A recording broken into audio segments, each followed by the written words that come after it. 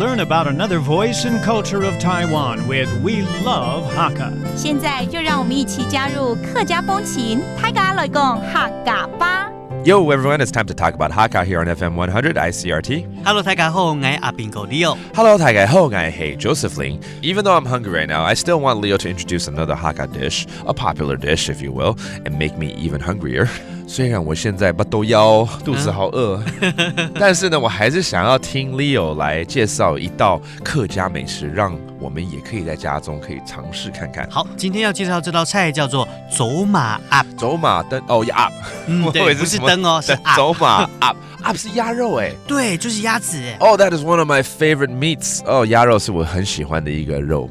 虽然有的时候骨头太多很难咬，但是如果处理的好，哇，真的好吃啊！对啊，对啊，其实鸭肉你看像北平烤鸭，那个好吃啊。对 ，Okay, so this is a duck dish, but it's called 走马鸭。鸭 is duck, but 走马 is 红糟。走马 that's the red yeast.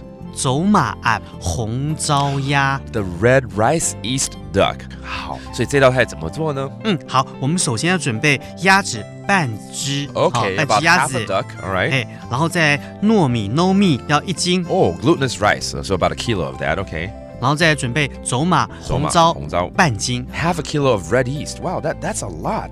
这是因为要去腌制它才会这样子，对不对？OK. 我们要把那个鸭子弄大概差不多7分熟左右然后把刚刚讲的红糟啊，然后加了米酒啊，然后加糯米呢，把它发酵过之后呢，把鸭肉放到那红糟里面去蒸，再蒸煮过。Okay. 这样子它就入味，大概放个2-3天左右就可以拿来吃了。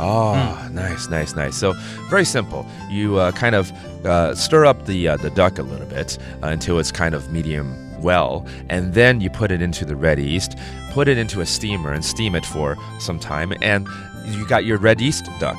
And actually, you can save this dish for a few days because that's what the red yeast does. 其实红糟这个东西它就可以让肉可以保存更久一点。对，其实就是早期那客家人可能比较没有那个保存的设备。那过年过节东西很多啊，怎么办呢？用那红糟把它腌起来，不单是鸭肉、鸡肉啊、猪肉啊都可以。Okay, and that's one reason why the Hakka has used the red yeast to preserve a lot of their meats, including the duck right here. It's called 红糟鸭 or the red yeast duck. 怎么说？走马鸭。走马鸭。然后 don't forget 还有糯米。No meat. That's the glutinous rice, also part of this dish. And there you go, another great dish with Talk About Hakka. 什么泰嘎？俺只say 张来了。客家风情由客家委员会监制。 We Love Hakka has been brought to you by the Hakka Affairs Council.